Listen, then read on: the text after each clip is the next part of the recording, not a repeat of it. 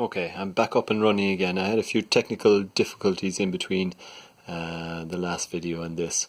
So, we were just talking about how in this heading over here, capital expenditure and financial investment, we put in the purchase or sale of fixed assets and the purchase or sale of financial investments. Now, because I had technical difficulty, I had started another video already where I've entered in purchase of land and buildings, and I'll just go back over where that came from now.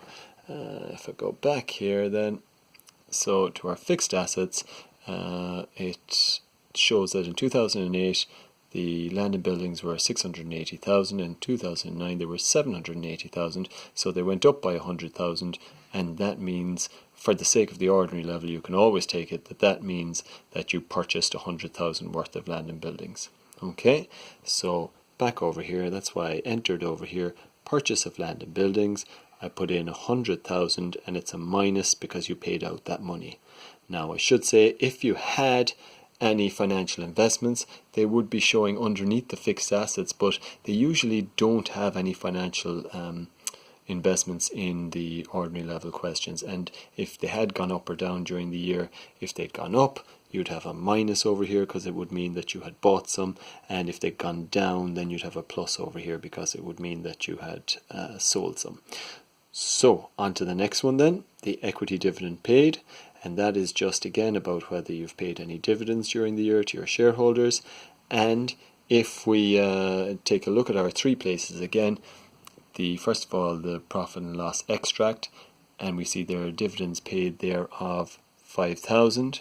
Then we check down to the balance sheet and see in the less creditors amounts falling due within 1 year, are there any outstanding dividends that we owe to some shareholders at the end of either of 2008 or 2009, and there are not. And any time there's not there, then all we have to do is we don't have to do our calculation, we can just take it that the dividends from the year of 5,000 were paid during this year. So all we put in here then is, just move this up a small bit, we put in dividends paid and 5,000 over here,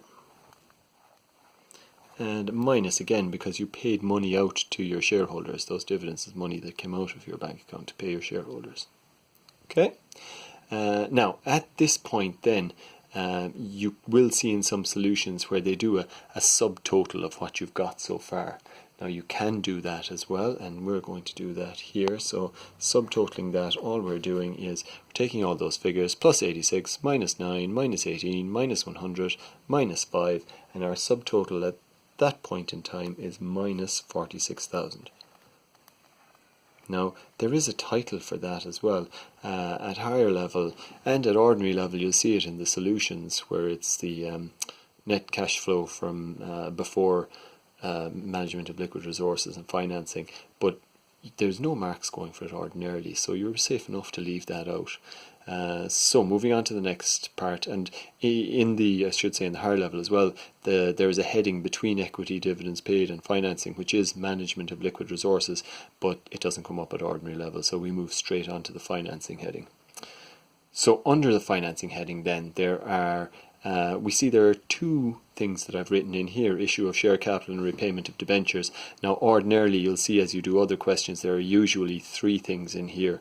It's normally issue of ordinary share capital, and then if there's any share premium, and lastly then it's the debentures figure. So we'll explain that in a moment after we look at the issue of ordinary share capital. So if we go over to the question again, the two balance sheets, the share capital is down in the finance by section of the balance sheets.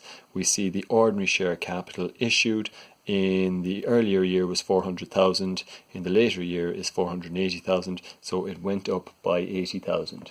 So we put over here then 80,000. And in this case it's a plus because if we issue share capital, in a way we're selling that share capital, we're selling shares to people and they're giving us money, so it's money coming in.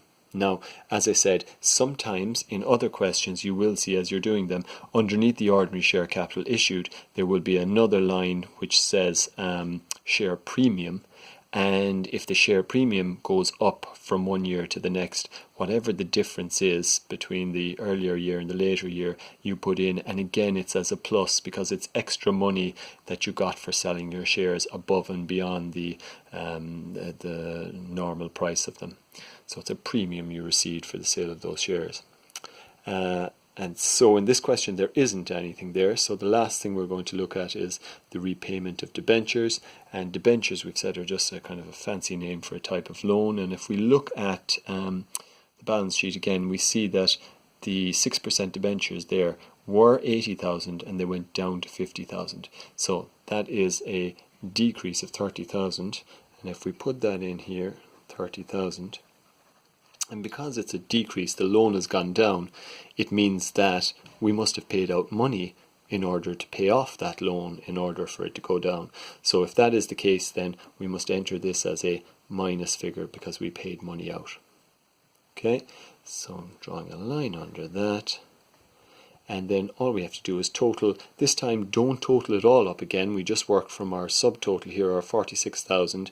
So it's a minus 46,000 plus 80,000 minus 30,000. So all told, when we add all that together, it's a plus 4,000, isn't it? And whatever figure we get at the end of this cash flow statement, if it's positive, we call it increase in cash.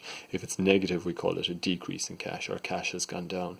And just lastly, before I finish this up, when you get that figure, you can double check to see if you are correct or not.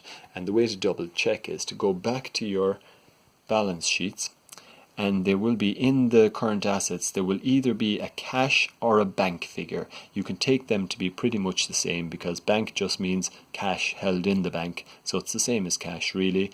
And you can see from one year to the next, the cash figure went from 25,000 up to 29,000, which is an increase of 4,000, just like our cash flow statement says over here, increase in cash 4,000.